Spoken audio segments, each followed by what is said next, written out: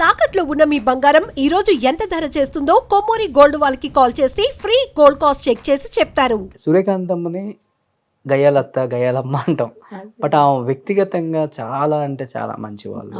Sensitive కూడా నోట్లది కూడా తీసి పెట్టే రకం ఉంది. విందాం ఎలా ఉంటుంది సూర్యకాంతమ్మతో.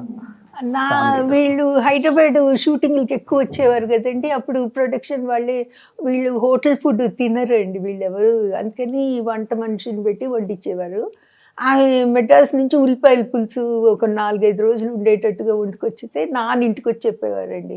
అసలు ఎంత రుచిగా ఉంటుందో అన్నీ చెప్పేవారు నాన్న. తర్వాత మా పెద్దక్క ఫస్ట్ టైము తల్లి కాబోతున్నప్పుడు పెద్ద పెద్ద క్యానుల్లో పులిహార చక్కెర పొంగలు తీసుకుని వచ్చారండి మా ఇంటికి. నాన్న ఎందుకమ్మా ఇవన్నీ అంటే, నా మేనగోడలు ఫస్ట్ టైం తల్లి కాబోతా ఉంటే నేను ఈ మాత్రం చెయ్యనా అన్నారండి. ఆ రుచి అవన్నీ గుర్తున్నాయండి నాకు. పులిహార చక్కెర పొంగలి తీసుకొచ్చారు, పెద్ద చెయ్యి అనమాట, ఇంత పెద్ద క్యానుల్లో ఆమె చేసుకుని వచ్చారండి. అంటే వెనక అంత ఆప్యాయంగా ఉండేవారండి. బట్ ఎప్పుడైనా బాధపడతారా, రియల్ లైఫ్ కి ఇంత తేడా ఉంది నా క్యారెక్టర్లకి నాకు అని? ఏం లేదు, ఇదొక వృత్తి వాళ్ళకి, అంకితం పడ్డారండి అంతే. బాధ అనేది ఏమి ఉండదండి. వాళ్ళ పిల్లలు టచ్ లో ఉన్నారమ్మా? ఆమెకి నాకు తెలిసి ఆమెకి తెలియదండి, మనకెవరు తెలియదు. సావిత్రి గారి పిల్లలు ఉన్నారు? అమ్మాయి ఉందండి. బాబు సతీష్ కాలిఫోర్నియాలో ఉంటాడు కదా, టచ్లో లేడండి.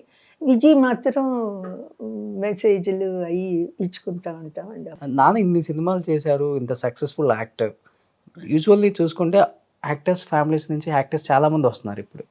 ఆ టైంలో ఎందుకనమ్మా, అంటే ఆ గ్యాప్, అంటే వద్దనుకొని పిల్లల్ని ఇండస్ట్రీకి తీసుకురాలేదా? ఎందుకు ఈ వృత్తి వద్దు, మనం చేసాం మనతోనే ఎండ్ అయిపోవాలి, పిల్లలు మంచిగా చదువుకోవాలి, మంచి బిజినెస్లు చేసుకోవాలి, మంచి జాబ్ చేసుకోవాలి ఇంటెన్షన్తోనే ఉన్నారు గుమ్మడి గారు, పెద్ద పెద్ద యాక్టర్స్ అందరూ కూడా. ఏమన్నా రీజన్ ఉందా? శోభన్ బాబు గారు ఫ్యామిలీ కానీ చెప్తారు కదా ఇంట్లో. నాగార్జున కూడా ఇంజనీరింగ్ చేసి అమెరికా వెళ్ళి పీజీ చేశాడు కదండి. వెంకటేష్ వీళ్ళందరూ యూఎస్ వెళ్ళి చదువుకుని వచ్చిన వాళ్ళే, చదువు తక్కువేం కాదు. రెండు ఉండాలనే ఉద్దేశంతోనే వాళ్ళు అట్లా ఉన్నారండి. తమ్ముడు కూడా అంతే అండి, మా పెద్ద తమ్ముడు యూఎస్ వెళ్ళి చదువుకుని ఇక్కడ డిగ్రీ అయినాక యూఎస్లో ఎంబీఏ చేసి వచ్చాడండి. చేసి వచ్చినాక ఒక సినిమాలో యాక్ట్ చేశాడండి మా తమ్ముడు. అవునా? అవునండి, పుణ్యభూమి కళ్ళు తెరిచిందని ఆఫ్ బీట్ మూవీ అండి. అదే నాన్నగారికి తెలియదండి. నాన్న ఏదో అవుట్డోర్ షూటింగ్లో ఉన్నప్పుడు తను అంత చాలా క్విక్ మూవీ అండి అది, 20 రోజుల్లో అయిపోయింది అవుట్డోర్లో, దేవదాస్ కనకాల్ గారి డైరెక్షన్లో. ఓకే. సో నాన్న మళ్ళీ అవుట్డోర్ నుంచి వచ్చేసరికి షూటింగ్ దాదాపు 3 వంతులు అయిపోయింది అనమాట. అంటే నాన్నకు కూడా తెలియకుండా స్టెప్ తీసేసుకున్నాడు తను. ఆయనకి ఇంట్రెస్ట్ లేదు పిల్లల్ని ఇండస్ట్రీకి తీసుకురావటం అసలుకి? నాన్న ఎప్పుడేం అనలేదండి. అప్పుడు అన్నారు, ఒరే నీకు ఇంట్రెస్ట్ ఉండిందా, ఉంటే నేను ప్రాపర్గా లాంచ్ చేసేవాడిని కదా, రాఘవేంద్రరావు గారి అట్లా డైరెక్టర్ రాఘవేంద్రరావుని పెట్టి తీసేవాళ్ళం కదరా, నీకు ఉందని ఎప్పుడు అనలేదే అన్నారండి నాన్న. అంతే. అదే.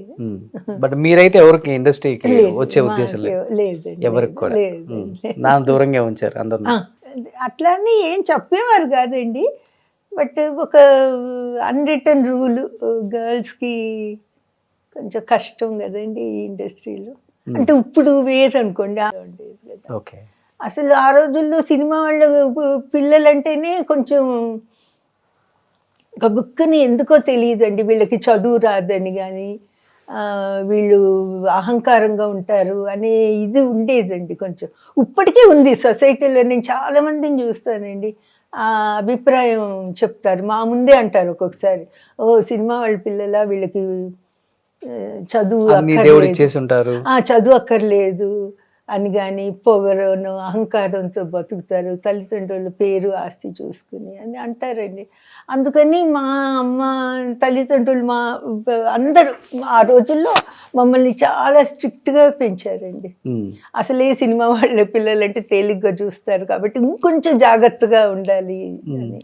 అమ్మే అంత చూసుకునే వాళ్ళు, ఎందుకంటే నాన్న ఎప్పుడు షూటింగ్ లో బిజీ. పిల్లలకి కేటాయించే వాళ్ళ చాలా టైం కేటాయించేవాళ్ళు. మేము 7 మంది కదండి. అదే నేను ఎప్పుడు ఒకటి అనుకుంటానండి, వాళ్ళందరూ అట్లా అన్నప్పుడు ప్రతి చోట ఉంటారండి మంచి చెడు. ఒక సినిమా వాళ్ళ పిల్లలే ఇలా ఉండరు కదా, అన్ని చోట్ల అంతమంది ఉంటారు. ఉమ్. ఎందుకో వీళ్ళని కొంచెం గబుక్కుని జడ్జ్మెంట్ తొందరగా అవునమ్మా. పాస్ చేస్తారు. అదొకటి కొంచెం బాధగా అంటే ఉంటుంది. మీ కాలంలో ఎక్కువ ఇవి ఇప్పటికే ఉందండి. సినిమా ఇండస్ట్రీకి వచ్చిన వాళ్ళకి అమ్మాయిలను తొందరగా ఇవ్వరు, ఇల్లులు రెంట్కి ఇవ్వరు, అవును చాలా ఉండే పాపం అప్పుడు బాధలు. అవునండి ఉంటాయి. నేను అదే అనుకుంటానండి, మాలోనూ బాగా చదువుకున్న వాళ్ళు ఉన్నారు, అమెరికా వెళ్ళి చదువుకున్న వాళ్ళు ఉన్నారు, అన్ని పద్ధతిగా ఉండేవాళ్ళు ఉంటారు. అన్ని చోట్ల అన్ని రకాలు ఉన్నట్టే ఇక్కడ ఉంటుంది. ఈ ఇండస్ట్రీలో కూడా మంచి చెడు ఉంటుంది. అన్ని ఇండస్ట్రీలో ఉన్నాయి కదా, అన్ని బిజినెస్లో ఉంటాయి, చూస్తాం కదా మనం. అవును. ఇది కూడా అంతే. కాకపోతే ఇది కొంచెం గ్లామరస్ ప్రపంచం అయ్యేసరికి కొంచెం తొందరగా జడ్జిమెంట్ పాస్ చేస్తారు. శోభన్ బాబు గారితో ఎలా ఉంటుందమ్మా నాన్నతో సాన్నిహిత్యం? చాలా మంచి సినిమాలు చేశారు. అవును అవునండి. నానంటే చాలా అభిమానం అండి ఆయనకి. నాన్న 60వ పుట్టినరోజుకి నాకు బాగా గుర్తు, 87లో మెడ్రాస్లో చేసామండి. అప్పుడు ఆ రోజంతా నాన్నతోనే ఉన్నారండి ఆయన. మామూలుగా ఎక్కడికి రారండి ఆయన, ఎవరింటికి ఎక్కడికి రారండి తొందరగా. నాన్నకేమన్నా సలహాలు ఇచ్చేవాళ్ళ? ఎందుకంటే సౌత్ లోనే one of the richest actor ఆయన. అవును అవును.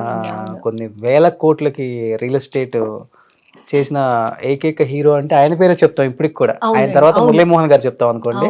సలహాలు ఏమైనా ఇచ్చేవాళ్ళ నాన్నకి? ల్యాండ్స్ మీద ఇన్వెస్ట్ చేయండి, ఎప్పుడు ఫ్యూచర్ అంతా ఇదే మనకి చెప్పినట్టు లేరండి. మరి నాన్న పెద్ద కదా ఎందుకు చెప్పడం అనుకున్నారేమో, చెప్పినట్టు లేరండి. మా చిన్న చెల్లెల పెళ్ళికి ఆయన అవుట్డోర్ షూటింగ్లో ఉన్నారండి, శోభన్ బాబు గారు. వారి భార్య అసలు ఎక్కడికి వెళ్ళారండి బయటికి. మా ఇంట్లో పెళ్ళికి మాత్రం నువ్వు వెళ్ళు, నేను ఉండను, షూటింగ్లో ఉన్నానని ఆమెను పంపించారండి, శాంతి గారిని. అంటే నానంటే అంత గౌరవం, అందరికీ గౌరవం. గౌరవం అండి. రాజ్బాబు గారు కూడా అండి, నాన్న ముందు ఆయన నాన్నకన్నా పెద్ద స్టారు, నాన్నకన్నా ఎక్కువ సంపాదించిన నాన్న ముందు ఎప్పుడు కుర్చీలో కూర్చునేవారు కాదండి. బాబాయ్ అని అట్లా కింద కూర్చునేవారు.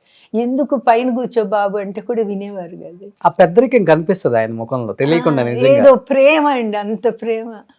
ఆ పెద్దరికం. మేము అన్నయ్య అని పిలవకపోయినా మమ్మల్ని చెల్లెళ్ళలాగా చూసేవారండి శోభన్ బాబు, రాజ్బాబు గారు, శోభన్ బాబు గారు ఇద్దరు. నేను అప్పుడు బెంగళూరులో ఉండేదాన్ని అండి, నన్ను ఇద్దరు బెంగళూరు చెల్లి అనేవారండి, శోభన్ బాబు గారు. సుమన్ టీవీలో మీ పర్సనల్ అండ్ బిజినెస్ ప్రమోషన్స్ కోసం కింది నెంబర్కి కాంటాక్ట్ చేయండి.